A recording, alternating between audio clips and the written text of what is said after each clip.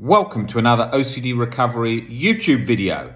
I'm going to be talking about lots of things in relation to OCD today. No specific topic. I thought it's good to sort of come on here and do these videos as a sort of general discussion about OCD, because then I think of different things that I want to cover and I want to mention that I often don't cover.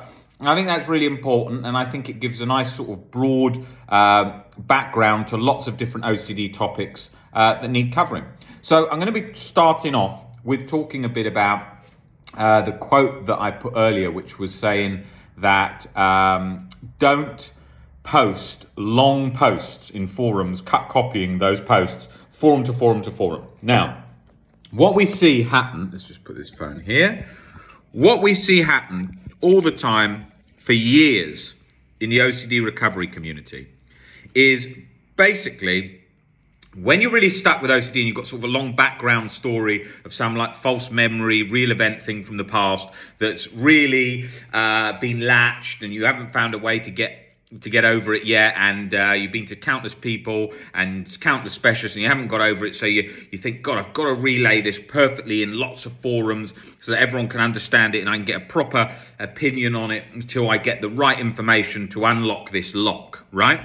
That's very much what happens. But then you've got a compulsive cycle going on, because what tends to be happening there is you are in a position where you are trying to accurately, to the perfect position, get someone to understand every single thing about your OCD problem, so that it's kind of reassurance and a checking compulsion.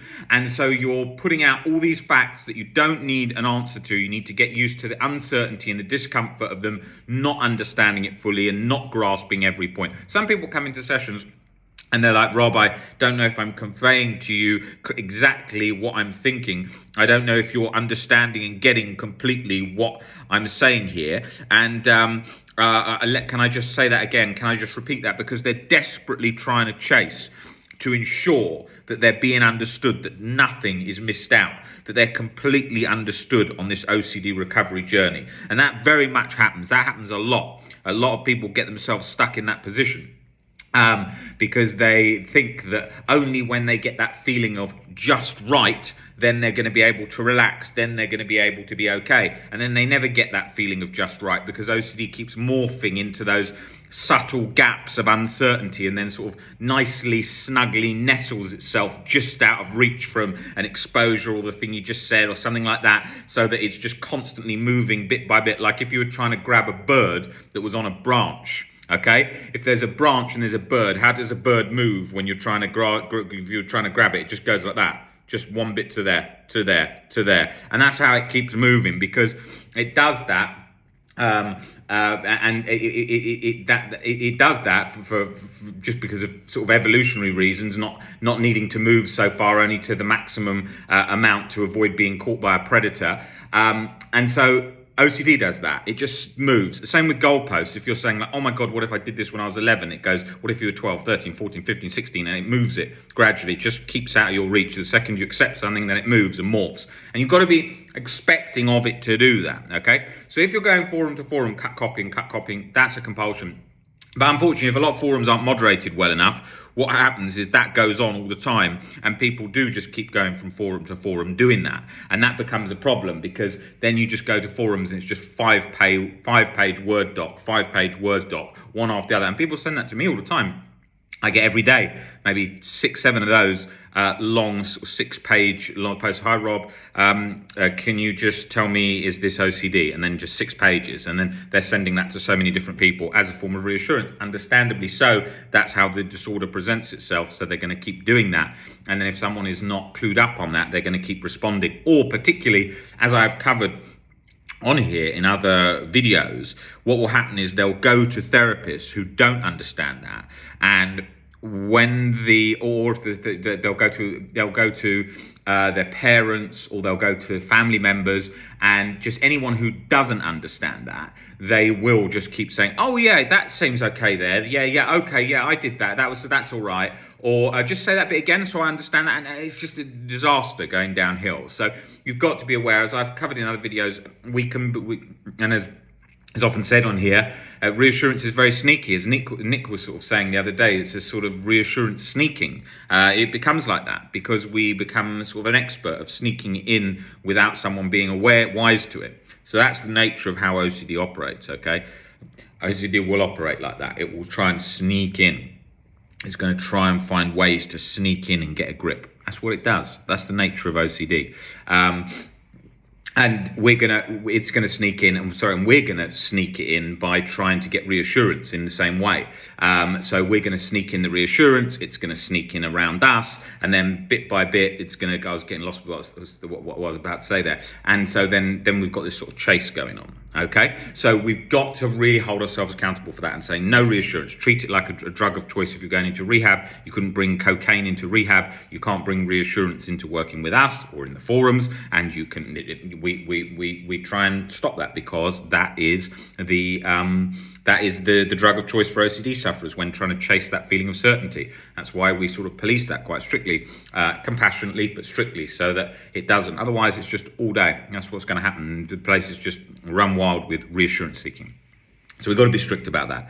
And trying to sort of get reassurance from us is like trying to buy drugs off the police. It's not going to happen.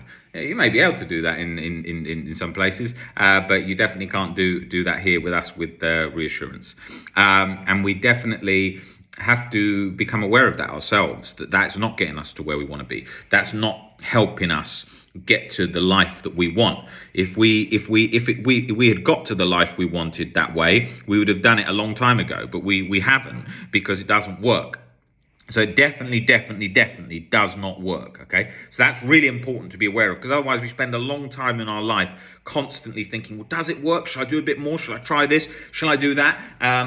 What about that? Is that okay to get in the door? Shall I just go with a little bit? And then we're sort of just, no, you've got to have a zero tolerance to yourself to reassurance, and you've got to have a zero tolerance to reassurance if you're running a forum. Of course it's going to happen, because someone's going to post at 2 a.m. when moderator's asleep or whatever, but you've got to try the best you can to get rid of that reassurance. And people get annoyed when you don't want to give them reassurance. I say this all the time. People get bloody annoyed when sometimes I say you're not getting reassurance. Oh, Rob, you're too firm with this, or you're too hard with this. No, I'm just trying to highlight really why that's not helpful. I could give it to you if it did. It would avoid me having any dramas just by giving the reassurance.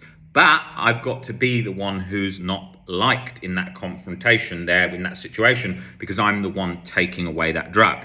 So obviously it's not going to be met nicely, particularly when somebody is cut down a lot of reassurance and it's still sort of trying to sneak its way in the door. And then they feel like they're doing everything, and then you're like, no, but that's still reassurance. And they feel like all the walls are shutting around them. And you have to show them, no, look, you're having to change the framework of how you think, because otherwise they'll start thinking, but like, Rob, you're stopping that now, and you're stopping this now, and then that. That's just so unfair. I'm not doing it to be unfair. Like I said, it's easier for me to give reassurance and have no drama. Much easier. So I have to be the bearer of the bad news, which is there's no reassurance, and we can't give reassurance here. And we can't reassure you, and we can't answer, oh yes, we've had a lot of people like this that have recovered with this particular thing, which is desperately what people want to hear because of the fear of fear. All those things you don't need an answer to. At certain times it's helpful guidance, but you don't need that internal needing, which you're chasing. So I'm only giving out information that's suitable. If somebody is like constantly like, how long will it take to recover? How has anyone ever recovered with my one before? I've been to like 10 forums and I've searched my exact theme and I can't find anyone with that. If you can show them, well, look, what you're learning here is going to release that. Here's the reasons why: because you won't be scared, you'll learn to be more rational, unconditional self-life, other acceptance, changing relationship with OCD, getting comfortable with uncertainty. Then you can see that it makes logical sense that all those pieces come together and disarm OCD. But what you can't do is just a constant chase of, oh yes, this is exact person, exact thought. Then they'll go, no, my thought was a little bit different. He's had it longer than me. Oh, he saw it differently. Oh, this happened. And then they get stuck, right?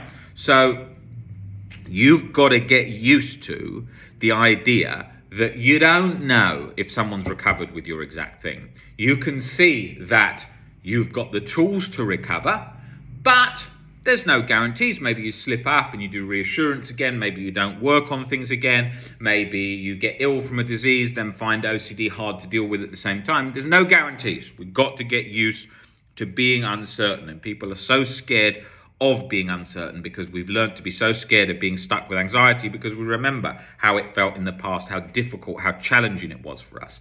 And I think another important point to notice is, like I posted today, is there's no benefits to having OCD itself. Another common myth. OCD, once we learn to get used to anxiety and OCD, which is the misfiring in the brain, that's not very nice experience, and we learn to bring it along for the ride. But in of itself, the disorder doesn't have any benefit. You often hear people say, oh, it's made me sharper, smarter at my business. No, it hasn't. Asthma has not made any improvements to someone's life, but then they may have got fitter because of the result of asthma. So then they've improved their life in a way they might not have done before. So that would show that, hey, there's a benefit to the having asthma has had a benefit to their changes in life, but not in of itself. There is no benefits to OCD. If we were born 500 years ago and you had OCD, there would be barely any help. That would be really, really shit. And there would certainly be no benefit to that. So there's no benefit in of itself, OCD, but the way we change our life, change our relationship with OCD, empower our life, change our perspectives, break down our irrational beliefs, get this much better depth to life and better way of handling problems and tasks in life, and all of these things, gratitude, all these great things that come, maybe getting fitter, maybe being more proactive with our career and our life and family life. These are all huge benefits that have come from the OCD struggle, the OCD journey. But in of itself, OCD wasn't a benefit. And that's got to be made clear, because that's a common misconception you see online, especially with very sort of wishy-washy posts and accounts on OCD, often misinterpret this and like, oh yeah, OCD's given me this amazing skill or strength or made my career better because of my attention to detail. No, it has not. It definitely hasn't.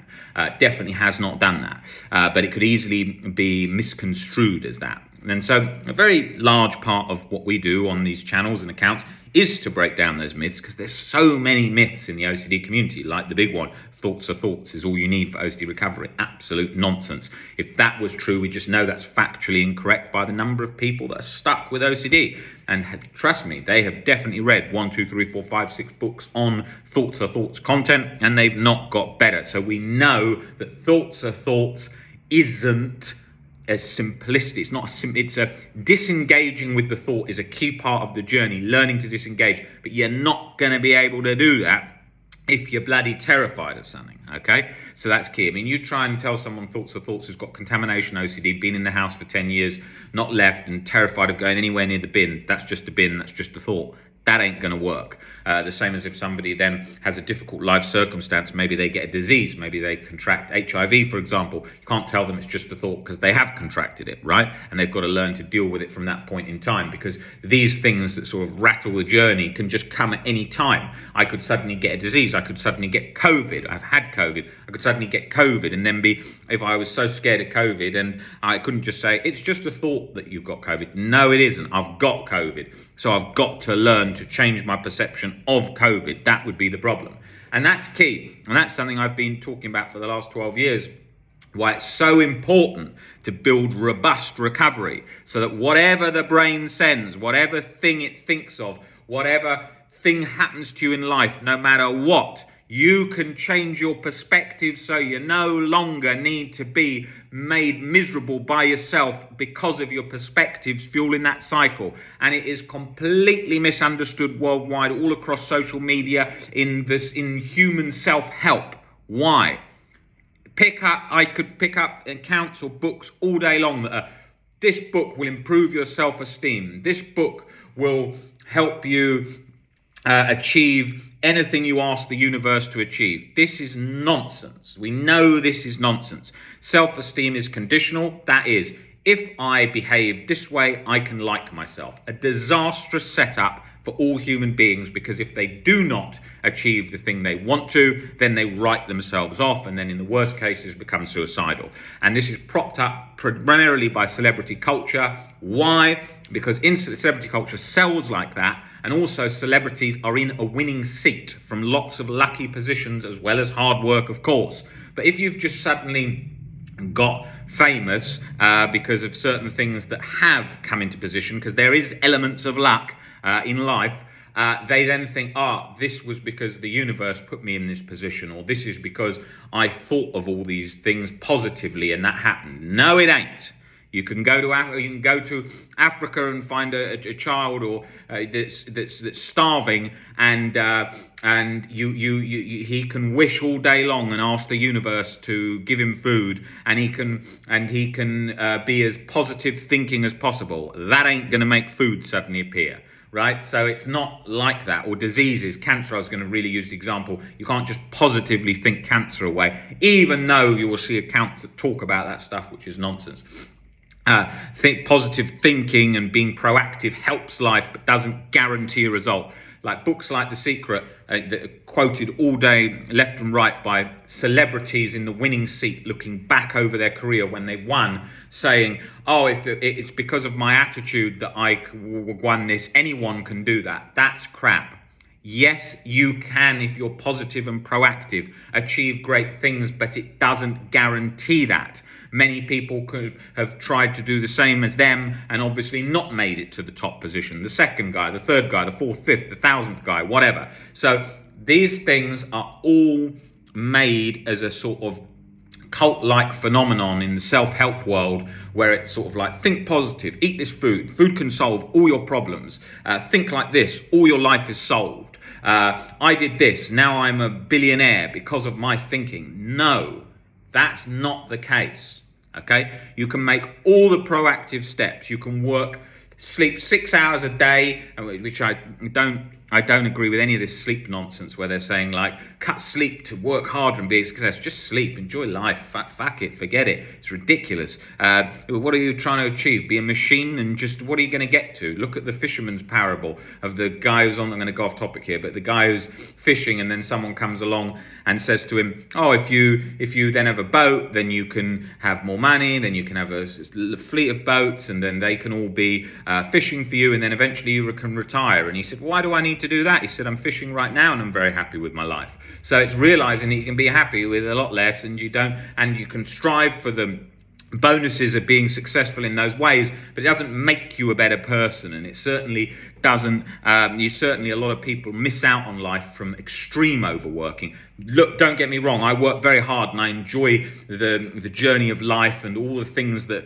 come with hard work in terms of trying to change OCD and make huge change in the OCD space. Run a company, have a good family life, all these, be fit, healthy, all these benefits that come from hard work in the gym, hard work with the family, hard work with your business, hard work with every aspect. And I learned that a lot of that, I've got to remember all the points I'm saying here because I went off topic and I'll forget where I was. But in Albert Ellis's happiness book that I read many years ago, he said, about being happy, why do we work? Why do we do things? We do it to achieve the benefits that come with that for life. If you don't work, then the outcomes for your life are probably not going to be great. So we work to improve our lives, okay? And we improve our lives and we put out that positive energy and that positive change, which helps improve others' lives around you, and it does those things. But it doesn't guarantee that, okay? It doesn't guarantee that. And we've got this sort of self-help world, and especially with TikTok, if you look at all these videos, just complete nonsense on there these days, which is all about like, I sleep 4 or 5 hours a day. For what? Well, you're going to work like a machine for 20 years. For what? Being burnt out all the time. You could live a much better life not doing that and do all the things you want to do now and enjoy that, because you ain't going to be guaranteed to live forever. People think, I'm guaranteed to live forever. I'm going to live to 85, so I'll sacrifice all my 40 to up to 50. You might not even live to 50. So are you doing the things you want to do? So you've got to put that all into perspective, because otherwise that's all not happening. And then you're banking on the future and you're sacrificing. The key words in sacrifice, people overlook the word sacrifice. The key words in it, you are sacrificing something. That means you ain't getting it back. And that means that if you don't get the result you're after, you've lost the thing you had to hand. So you've got to really balance that up. And today, the cultures, if I just went through TikTok and just look at videos, go all in on everything. Terrible idea. If that one thing goes wrong, then you've got nothing. Sleep 4 hours a day when you're in your 20s and 30s. Work She's probably going to burn out and die. 4 to 5 hours a day is not healthy. Most people feel crap on it unless they've got the particular gene that means they can sleep to 3 to 4 hours, which some people do have. Some politicians have had it, some entrepreneurs have had it, so that they can regenerate like that. But realistically, it's going to be very difficult. And I can tell you that from my own experience. I suffered with insomnia and sleep problems for many years. I also had worked very hard for long periods of time and experienced the feelings of when you're not sleeping enough and why that's not helpful. So you want to balance, okay? You want to balance. Let your brain sleep. Don't try and hack sleep and try and get sleep perfect, because that does the opposite. And instead, look at just whatever sleep I get, and not trying to like, I'm macho because I sleep 4 hours a day. Forget it, absolute crap. You see it on TikTok, people saying like competition, I sleep 4, I sleep 3. Who cares? What's this for? Competition is who's gonna burn out and feel the worst. These are terrible happiness and life recipes, all designed on this kind of materialistic sort of culture of showing off how success culture nonsense. I mean, it's not for everyone. Okay, that's not going to be for everyone. And people then think, oh, that is for everyone. No, different people are different. Some people enjoy that. Some people can sleep less. It's different. The Gary Vaynerchuk stuff, it's like, yes, look at the way he is. That's how he is. He likes living like that. That's not for everyone. And you don't have to be sacrificing all day. Life's not to be this complete chore all the time. It's life. This isn't a trial run. We've got one life. Enjoy that life. Enjoy that process. You know, don't burn yourself out and don't enjoy anything now, because there's no guarantee on the future. So that's so key. That's such an important thing. And that all comes down to sort of strong conditions people put on themselves. I must be successful. I must make X amount of money. No, you can be a lot. You don't have to do that. It's not going to change how you accept yourself. If you're working to make money all your life because then you think you can accept yourself and get acceptance from friends and family, that's not a good recipe, because you're going to get into a position where if something comes along to stop that, then you're going to not like yourself. So it's not productive. And if you just go online and you just see these things, it's just over and over this terrible stuff. Borrow as much money as possible and invest everything you can. Great for the person who's selling you the thing, but terrible for the person engaging in it, because you're taking huge leverage and huge risk. It's terrible stuff.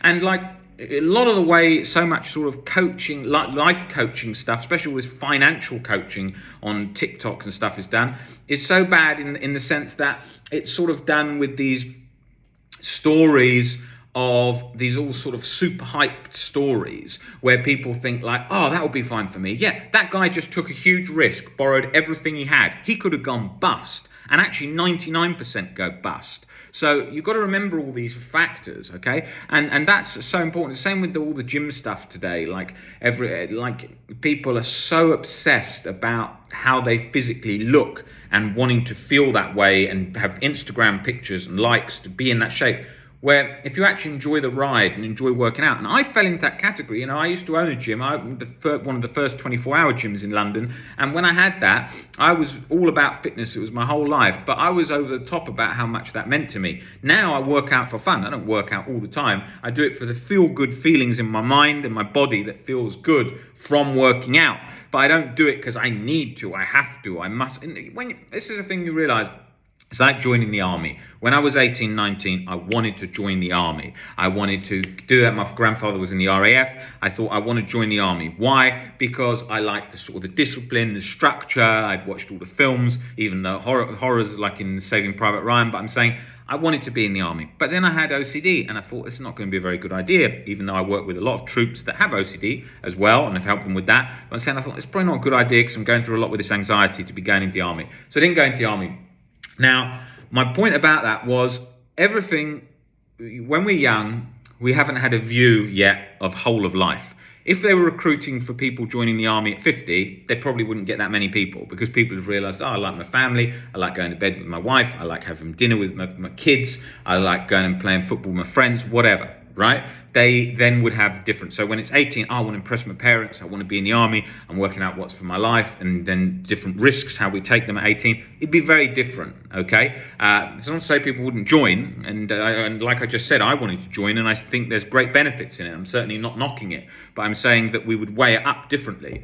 And that's the same with fitness. Today, everyone who wants to be in amazing shape and physically muscular and lean and looking great and so many likes and all this stuff. And then you ask yourself, well, what are you doing it for? Do you find a guy who's 65 who gives a damn about how many likes he gets for his bicep picture? No, you don't. Why? Because he doesn't give a shit about how his bicep looks at 60, because he's got a perspective of life where he's realized that ain't that important. Okay? It isn't that important. But that's not to say there's a lot of 60-year-olds who are getting in good shape and like that. And there's nothing wrong with, look, I was into weight training a lot and bodybuilding, and I completely love that physique-wise and how important. But the difference is you can like that and be in great shape and think, oh, I like the sort of how muscular and how strong and how it physically feels and looks. But it's when it then becomes an over-exaggeration, the irrational, which is, this is my whole being. This is, I'm better because of this. I need this to just be happy. If I don't, I'm awful. Maybe if someone was bullied or didn't like the idea of being weak, which often spurs on a lot of people into bodybuilding and so on, and all these kinds of things. And then the reason people in their 50s, or 60s, 70s don't care about that, more living in the moment and living life. A lot of them may care about that, of course, they're not all rational. But I'm saying they've learnt through life that these things aren't as important as we imagine them to be. You know, and then we've got this culture today that's overhyping all this stuff. What car have you got? What watch have you got? What do you look like? What's your shape? And so then people are thinking, God, I need to look like this. And I need to take out a bigger loan to do this, and then have this car, and then I'll look cooler, and then I'll have this Instagram. And then it's going to become competitive, which already is, where people are thinking, oh, well, then to have the partner that I want, I've got to have a better car, so I'll take out a bigger loan, and a better watch, so I'll take out a bigger loan. And then it's that cycle of that, and all that hype stuff all the time. So a lot of the young people I work with, I'm trying to highlight, look, you don't have to follow this crowd. You can still like having a nice car, nice have a watch, but don't feel needing, like I've got to do this to feel fulfilled, to like myself, and to feel like all my life is on track and going in the right way, doing all this, because it can become a disaster. I mean, the more obsessed you are with the gym in the unhealthy ways of I must be this shape, I need to be in this shape, usually the worse you're going to feel. So that's really important. When we're older, you watch older people, they're great teachers of how life goes because they've been around longer. They've seen how the brain and perspectives have changed. You can learn from young and old, obviously, not just one or the other. It could then be old and be out of touch with the perspectives. So you learn from young. I'm saying this from all of us. But what I'm saying about with age is that you realize that a lot of the things that you think are really important aren't as important, okay? Now, that's something I talk about in great detail when I'm working with people with relationship OCD, for example. People come in and say, like, if I'm not in a perfect relationship, I can't be happy. Well, that's not true at all. You can just look at people in their 60s and 70s that are single, male or female, and I've spoken to hundreds and hundreds and hundreds over the years in this exact scenario, and I say, how do you feel about being single now at 60, 70? Maybe they've lost their partner, maybe partner's died, maybe they've got divorced. And more often than not, people say to me, you know, Rob, I'm the happiest I've ever been. And you say, really, why? They say, well, I haven't got as many bills these days because obviously through life and accumulating money and less financial pressure. Also, I don't feel that I have to keep up with what someone else wants to do. And I'm able to just travel and do the things I want to do in my life, which a lot of young people are doing now because they've realized that outside of the rat race view that other generations didn't have. And so I'm really happy and I'm okay. Now, you could be like that at 20, 30. It's because of the conditions. I've got to be in love. I've got to be this. You can be happy. I'm not saying being single. I'm saying there's benefits to being single and benefits to being in a relationship. And they're not clean cut, like one is guarantees a better life. It certainly doesn't. There's benefits to both and negatives to both. And where in the past they wouldn't have seen that so much, it was all about you've got to be in a relationship because culture was different then. Oh, and still is in many parts of the world. But I'm saying people, when they're single, often say to me, yeah, look, I'm the happiest I've ever been at 60, 70. I say, why? I'm not held back by all the things, Rob, that I was when I was 20, 30. I'm not held back by those. I worried about so many. We can all relate to that at different times of our life. So what I'm saying is, always ask yourself, say to yourself, is my perspective today in holding me back and in causing a negative feeling in some area of my life? Take, for example, anything of perspectives, clothes. A future generation, 200 years from now, will look at the clothes we wear today and think, what the hell were they wearing? The car, you buy your dream car. Well, look at models 20 years in the future. They'll think that's old and it's not great. Just look back at the cars you thought were great, right? So everything that we think is great is only our perspective. The clothes today, which we think, oh, that's so cool and new, they'll be old. And then we will think they're weird. And the same with the latest car. I often ask people who say to me like, oh, Rob, I just really want to make X amount of money so I can buy X amount of car and X car. And I say, well, if no one saw your car, would you still want it?